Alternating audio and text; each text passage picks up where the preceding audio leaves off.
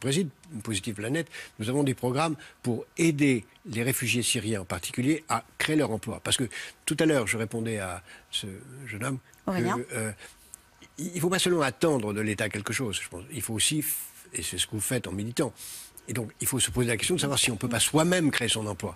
Et une des choses très importantes qu'on doit faire et qu'on peut faire, c'est aider les migrants et tous les Français et tous ceux qui viennent ici à créer leur richesse, à créer leur emploi. Parce que c'est en créant leur emploi qu'ils créeront les conditions d'être utiles à la collectivité. Jusque-là, je vous suis. Vous dites, nous aidons les réfugiés syriens. Très bien, aidons les réfugiés syriens. Mais c'est un des gros problèmes actuellement, c'est ce tri qui est effectué par nos politiques publiques entre les Syriens, les autres, ceux qui migrent pour des raisons économiques, ceux qui migrent pour des raisons de persécution. Or, on sait que chacun, vous, moi, toutes les personnes qui nous regardent, personne n'est qu'un travailleur, qu'un étudiant, mais on peut pas recevoir qu'une personne qui a une famille. famille. Donc, on doit recevoir tous ceux qui doivent être reçus légalement. Et l'accord entre l'Europe et la Turquie est un scandale parce qu'il est en violation de toutes les conventions qui nous obligent moralement à recevoir. On est dans la situation aussi catastrophique que l'accord d'Évian de 1939 qui a interdit aux Européens et aux Américains de recevoir les Juifs. C'est aussi honteux, et ça restera une histoire aussi honteux que l'accord d'Évian de janvier 1939.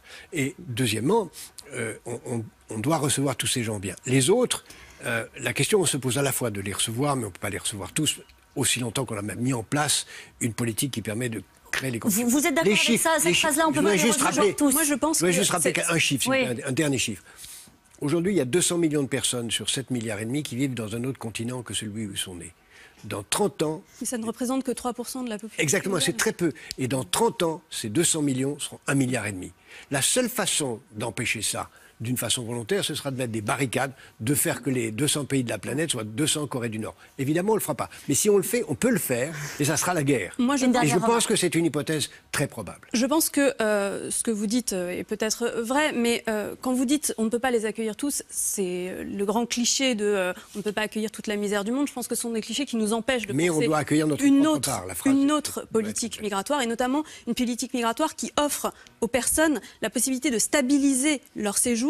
Alors il y a une petite erreur dans votre sujet, ce n'est pas des titres de séjour de 6 mois, c'est plutôt des titres de séjour d'1 an, renouvelables, qui de plus en plus peuvent être C'est difficile de s'installer dans la vie avec un titre de séjour d'1 an. On demande aux personnes de s'intégrer avant même de leur offrir la possibilité d'avoir une vie stable et un emploi et un logement comme tout un chacun. Merci beaucoup.